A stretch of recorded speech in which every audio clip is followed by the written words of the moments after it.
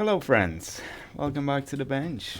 Our patient is in 86A for IC 608 resoldering, misfires, that kind of stuff. The customer actually took it to, or was going to take it to some specialist to kind of assess that. In my view, it's really not necessary because we know exactly what the problem is, or at least Black Horse Repairs specializes in this particular repair. But one time I had a customer and he paid some, I don't know, few $100s, like $600 or something like that, to the technicians that disassembled. By disassembled, I mean they just did this, right? They took the board out and I don't know, they did some measurements or something, I don't know. And they said that the ECM cannot be repaired. So the customer sent it to me. Of course, I repaired it, right? So the customer wanted to get his money back because the other shop was clearly wrong, right? And I have a proof here. the ECM is working. But they said that they will give him the money back as long as he provides an invoice from the other shop and the other shop is legitimate, right? Legitimate LLC or what have you. I was not an LLC back then, so I couldn't give it to him, right? So he unfortunately had to eat that cost, and that's what prompted me. That was one of the reasons why I opened an LLC, because that's, you know, it's kind of sucks that he pretty much, I wouldn't say he got scammed, but you know, he got bad diagnosis, which is kind of understandable because this is like really unusual fault on these. You know, you really have to know this issue because take a look at the, you know, visually, there's nothing wrong here, right? Nothing looks out of the ordinary, right?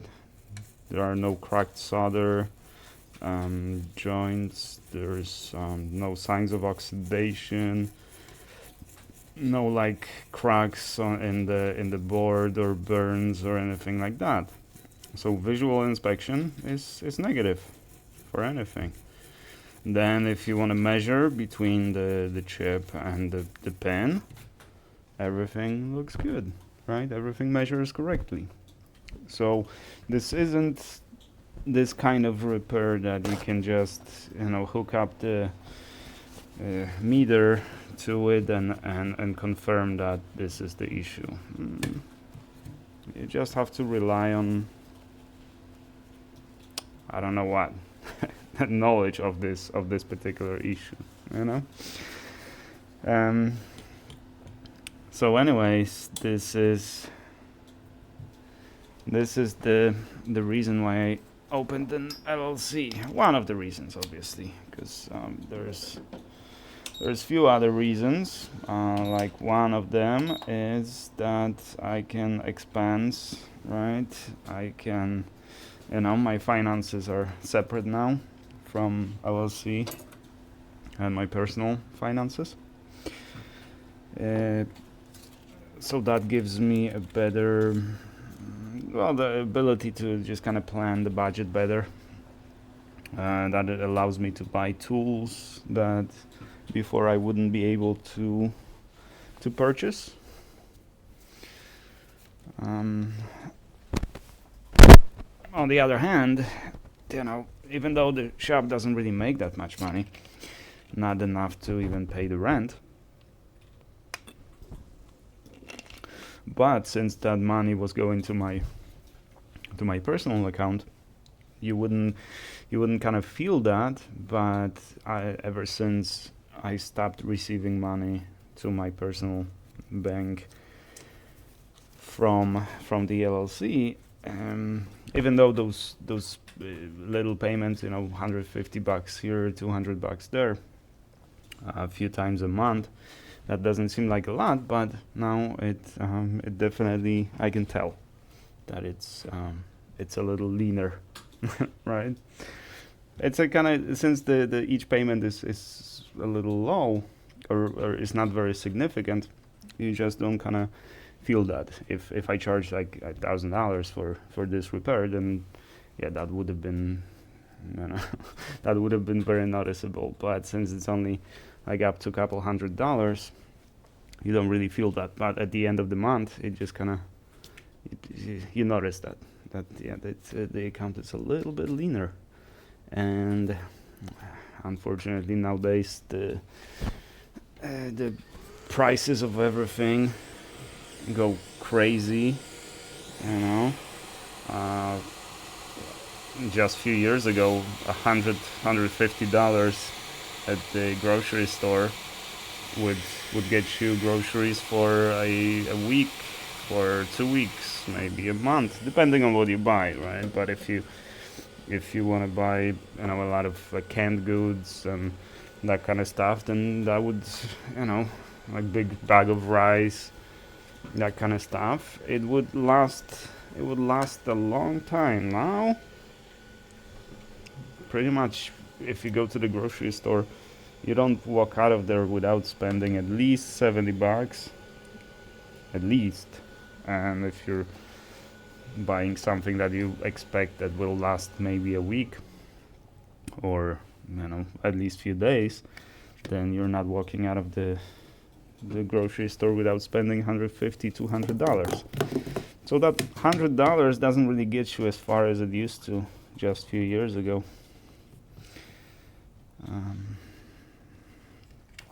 So I don't know, it's you keep working and you constantly broke, it's very demotivating. But my main subject today is actually maybe not real estate per se. A couple years ago I decided I wanted to buy a house, right? And I decided I'm gonna save money for the down payment on the house.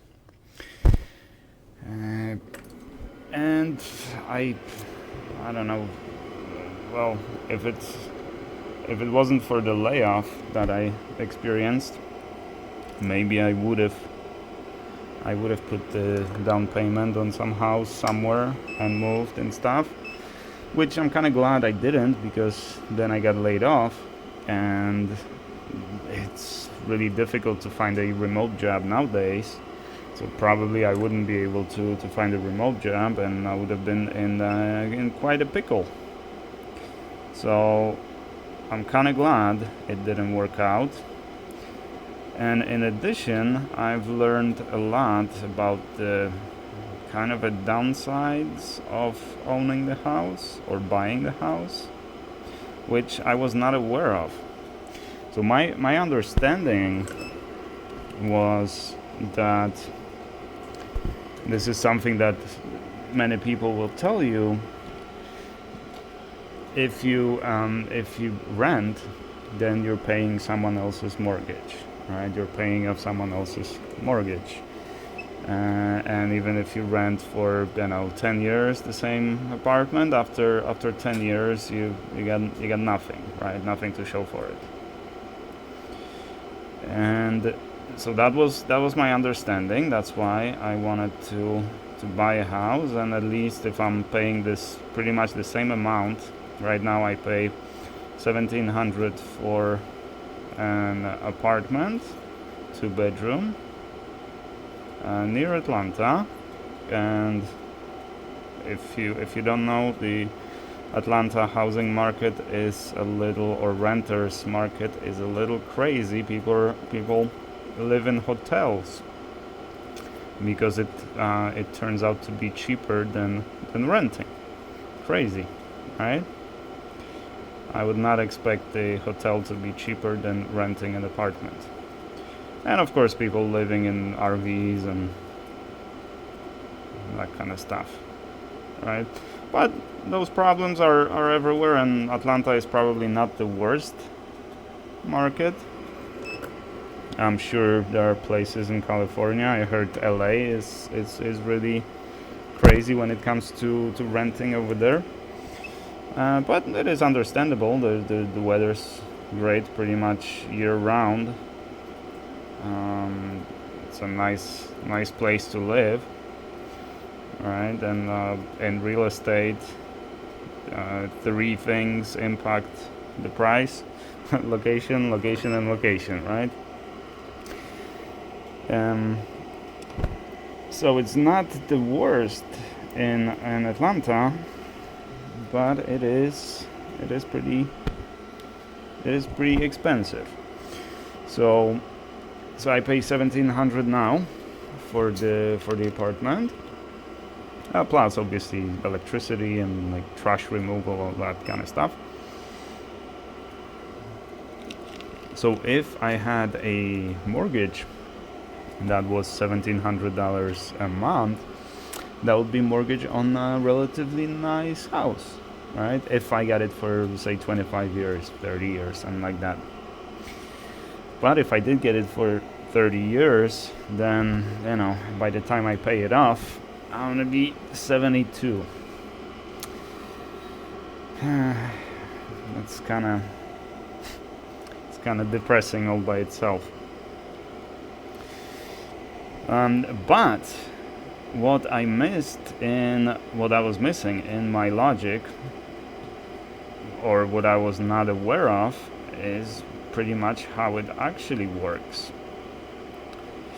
So my understanding was that if you buy a house, you own the house, right? You pay that, say, $1,700 a month, and at the end of the road, your house is paid off, right? At some point, and you have a house, right? And you're a happy camper. And in United States, you have an option to get a fixed rate mortgage, right? Which means no matter what happens, your mortgage payment is the same, right? In like where I come from, in Poland, we don't really have that option.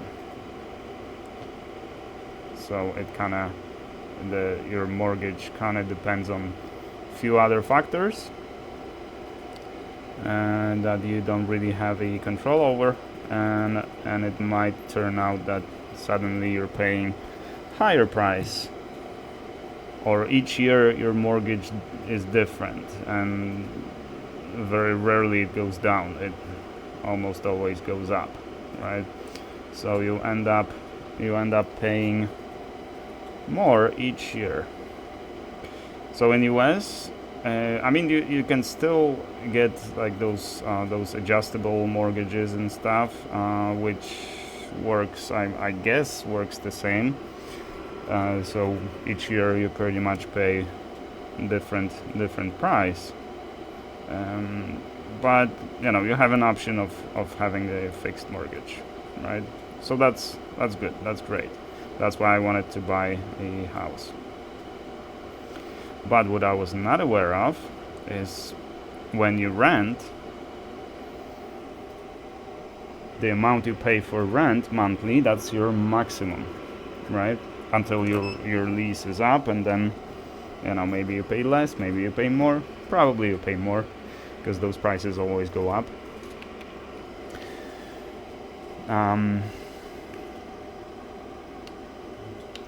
But that's your maximum. When you buy a house, the mortgage is your minimum. That's the minimum you have to pay every month. I was not aware of that. And that is only one problem here. But significant one, nevertheless.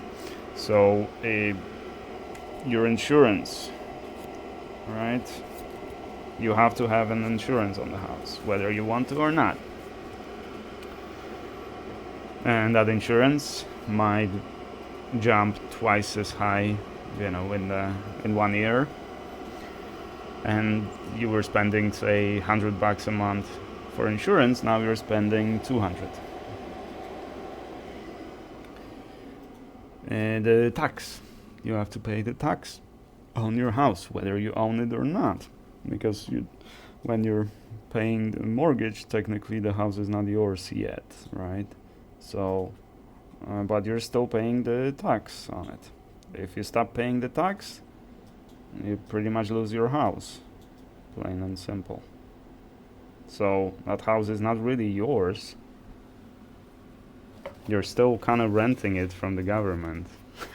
You call it yours, and yeah, it's your asset. You can take loans using that house as collateral, and you can remortgage it. Yeah, it's technically, it's very much yours, but you're still kind of renting it from the government. You can't stop paying taxes on it. So the same thing, your mortgage is $1,700, fine, but suddenly the the taxes on the house suddenly went up, right? And it might go up like 10 times, right? So you used to pay $200 a year, now you're paying $200 a month, right? That's a huge difference.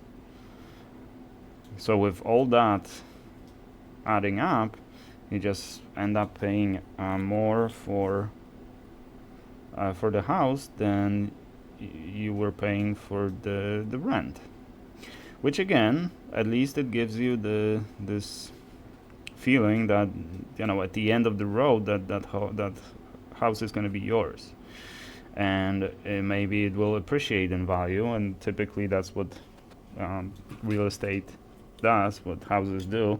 They usually appreciate in value, not depreciate. But it's not a rule. Sometimes you buy a house for $600,000, and then you can sell it for $300,000. Right? It happens as well. But typically, the value goes up, right? And no matter what happens, at least the land is yours, even if the house is completely collapses or is removed few blocks over, is moved few blocks over by the tornado or hurricane or something like that, or it floods completely and it collapses. At the end of the day, at least you have the piece of land and you can rebuild or use the land for something else. In any case, this is not what I was thinking and not what I was aware of, because now with all those payments kind of stacking up against you, you also are responsible for that house. So what if your roof collapses, right? And you have to fix the roof, and to fix the roof you need to spend $20,000. Meanwhile, when the roof is being fixed, you have to live somewhere. You can't live in that house, so you have to do what? You have to rent, right? Unless you have ability to stay at families or something like that, but it's still a big cost, right? Not to mention if you have family around. If you don't have family around, then you have to rent. So now for a month or 2 months or 3 months, you have to find a place that will allow you to rent for just a few months, like maybe a month or two. So probably you'll turn to Airbnb, and those can be pricey. Renting for in our Airbnb world, it's a long term. If you're renting for a whole month, 2 months, that's in this world it's long term. It's not long enough to actually rent an apartment, because your options are typically, I don't know, 8 months the lowest, and like 13 months the longest.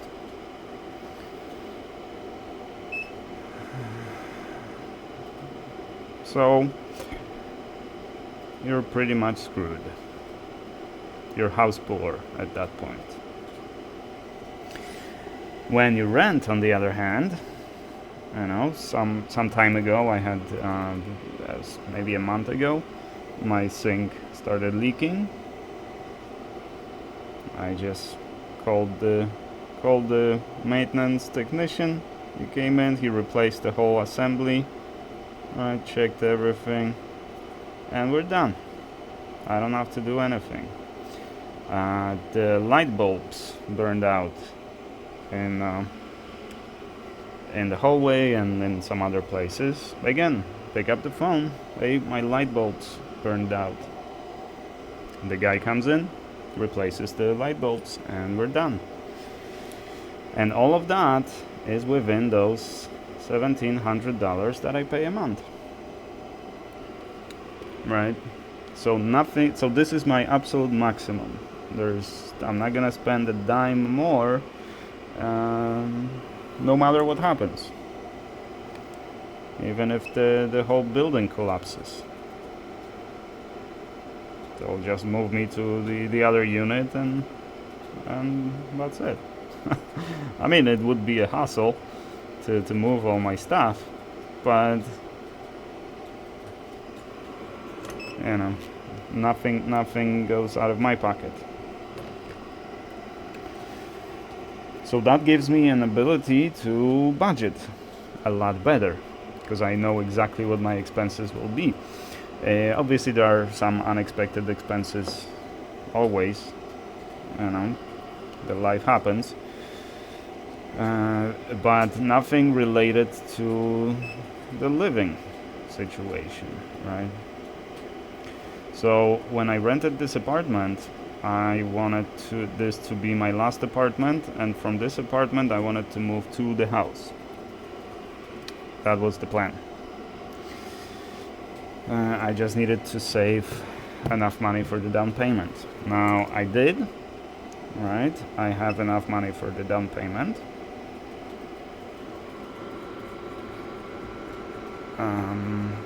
And now I'm thinking that no, I'm not gonna buy a house because of all these reasons. I still cannot afford a house, and now I have a local job, right? So I need to be in Atlanta to keep my job. I'm not looking for a job like remote, right? Maybe in the future, maybe I'll have an opportunity. Maybe someone will reach out to me. Maybe I'll look around, and maybe I'll find some remote opportunity. Maybe, but again, those opportunities they don't last, right? It's maybe, my last one was 3 years. I've been with the company for 3 years, and then the business no longer works out. They need to cut on expenses or whatever. So, expensive engineers are the first ones to go, typically. And it really doesn't matter how valuable you are to the company, because no matter how you can be the best, the greatest engineer on the face of this planet, doesn't mean you're irreplaceable. And if you are actually good, then your paycheck usually reflects that. So again, you're replaceable and you're expensive, so you're gonna be the first one to go. So if you're thinking that if you're the best you're unfireable, you're too essential for the business to ever be laid off. But in reality, you're actually the first one to go, because you're costly. So even if in the future somehow I will get another remote job,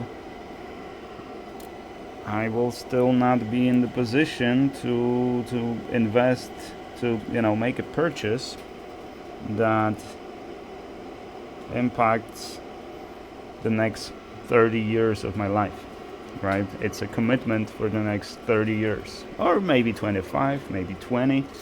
I personally, what I wanted to do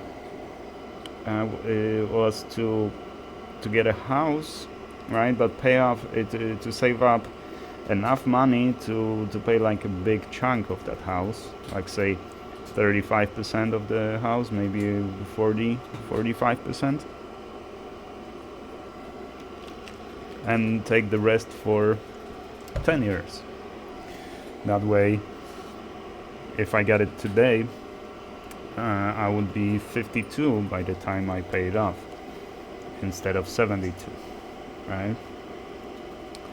So that was kind of my plan. But I don't think anyone's gonna give you the 10-year loan on the house. I don't know. I never looked into that enough to say confidently that would be the case. But I've never heard of anyone that would have the 10-year term on the house. So that's probably not feasible either. But then again, it's, what if I get laid off? What if I cannot find a job in the remote job, and I have to look for work somewhere where I live, and there's no work where I live, but I do get an offer from the company if I move to, say, I don't know, California, Texas, or somewhere expensive, right?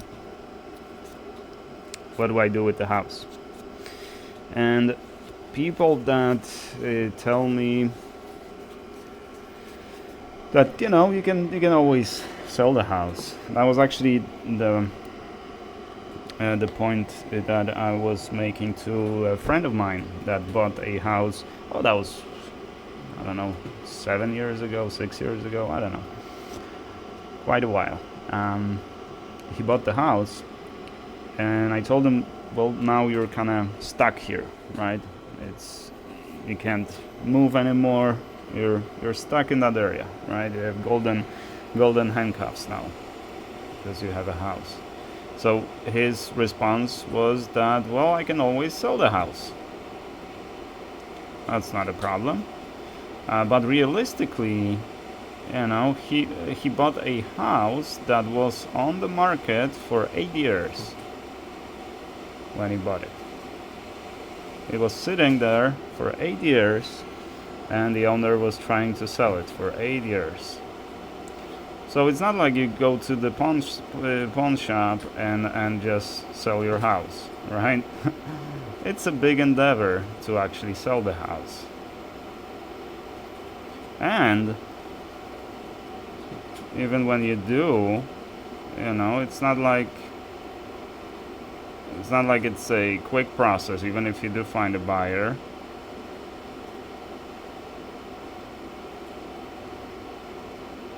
it might take months. And meanwhile, why are you trying to move, right? Typically, you're trying to move because you got an opportunity, right? And you have to move, say, within a month, right? To take advantage of that opportunity.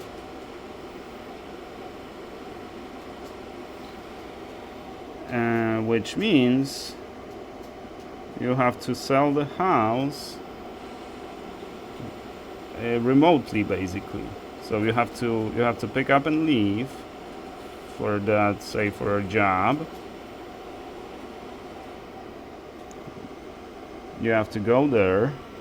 All right, you have to find a place over there. So say you're gonna start renting, you still have the house and you're still trying to sell it, and now you have to sell it remotely, basically not being there. So you need to hire some real estate agent or what have you, some agency that will handle all that. And you still have to pay all the taxes and everything on the house that you still own. And you have to pay the rent, and you have to do whatever it is that you do over there, right? So you have to work. So that is, you know, on paper it looks good that I can always sell the house, but in reality it's no, you can't always sell the house. Sometimes you're stuck with the house.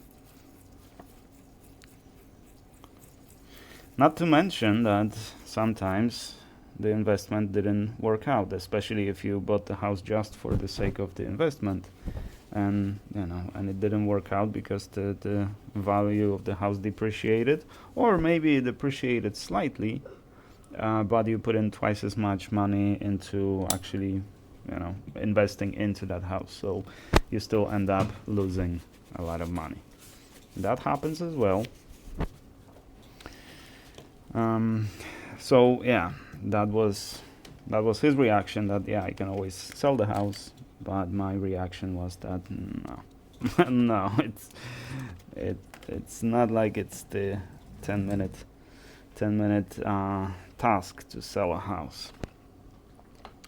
It can be a huge endeavor. So what is my plan now?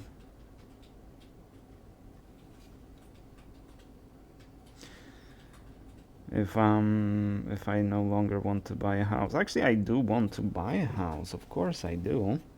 I just realized that I can't really afford to buy a house.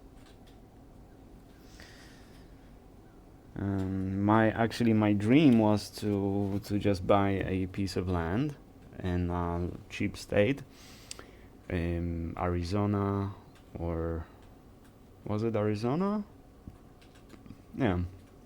There's plenty of deserts there, and there's plenty of lots that you can buy. Some of them for as low as like $4,500, right? But it's just a lot. There's no road, there's no electricity, there's no plumbing. It's just a piece of land.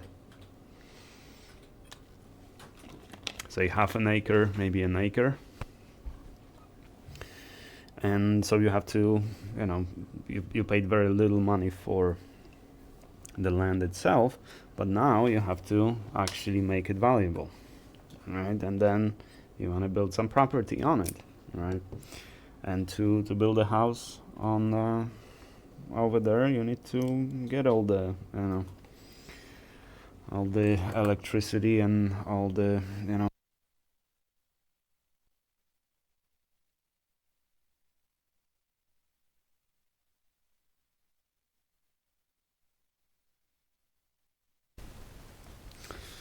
I figured that at some point my battery is gonna die. That's why I was watching the little indicator, because I knew they would die at some point. Because I used them like this is the third time I'm using them, and typically they don't last more than 2 sessions. So I did it to myself. Anyways,